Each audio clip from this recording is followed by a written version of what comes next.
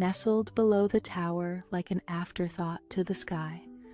She had come in search of silence, of space, of something to shake loose the creative block that had clung to her fingers for months. She had expected nothing but crashing waves, watercolor mornings, and perhaps the comfort of solitude. What she found instead was a life unraveling itself through ink and parchment. The first letter was tucked into an old nautical map, brittle as autumn leaves, stashed in a drawer of the desk in the upstairs bedroom. It began simply, "My dearest Elliot." The ink was faded but legible, each letter written with the kind of careful passion that can only come from longing.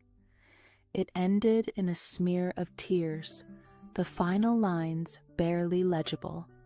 Something in Mara's chest tightened. By the fourth letter, she was obsessed.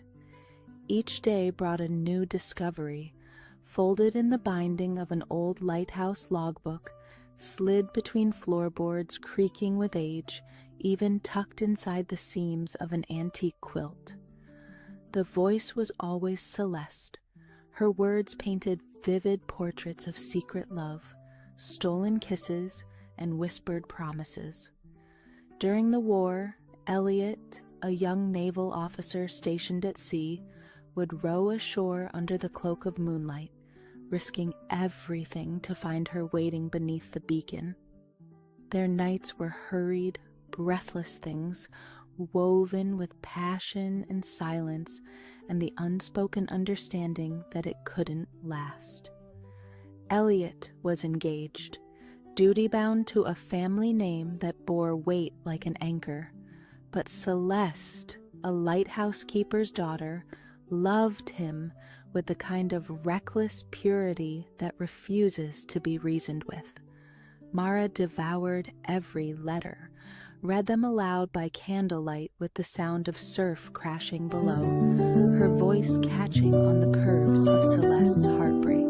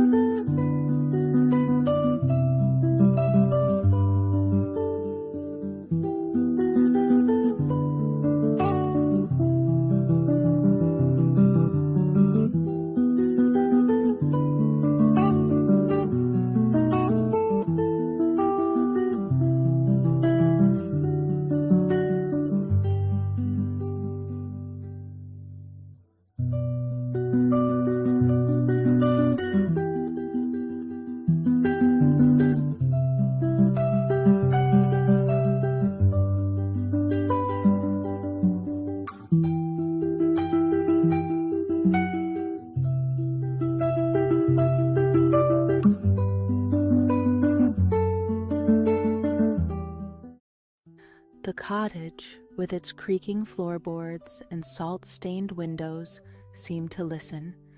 The very air grew thick with emotion, as if the walls themselves held memory. In her isolation, Mara began speaking to Celeste, whispering thoughts into the silence as if the woman could somehow hear her across the veil of time. One night, the wind howling outside and firelight flickering against the stone walls, Mara found the final letter. It was hidden beneath a loose stone in the hearth, wrapped in red silk faded to rust. Celeste wrote of a last hope, a final meeting. She had waited beneath the lighthouse, red scarf whipping in the wind, the very one Elliot once said made her look like sunrise. The war was ending, and so, she thought, was their waiting. She believed Elliot would come, that he would choose love over legacy, that he would be brave. He never came. The pain in those words, shattered hope pressed onto paper, made Mara weep.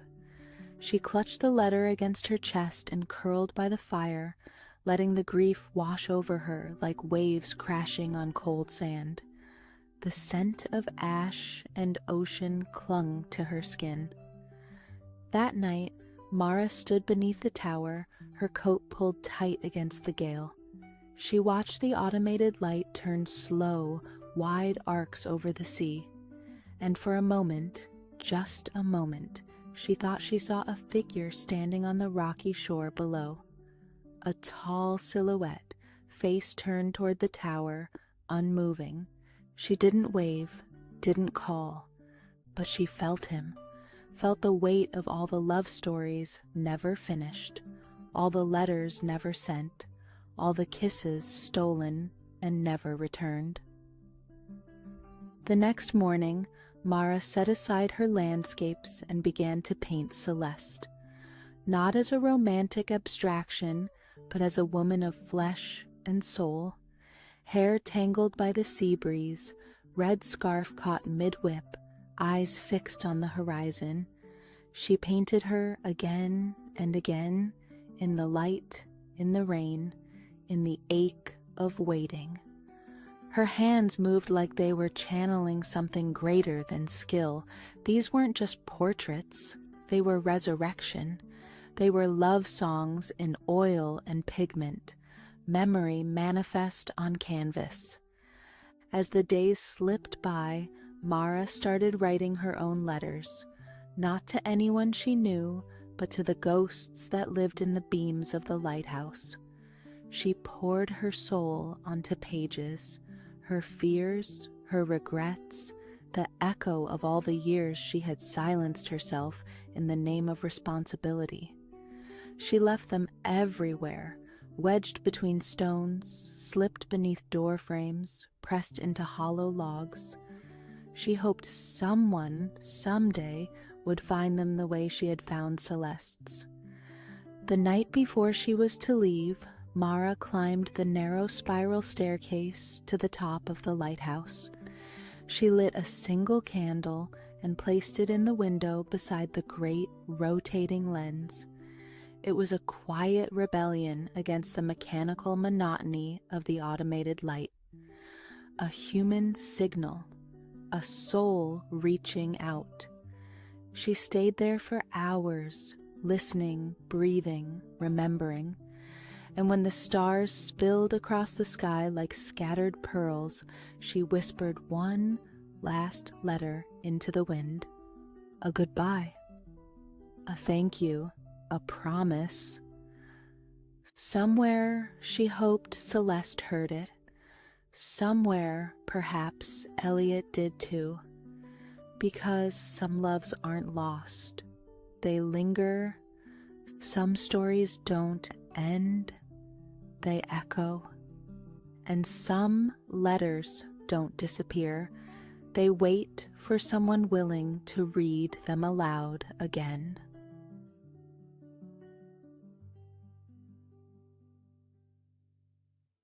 Hope you enjoyed the story and it stimulated your imagination.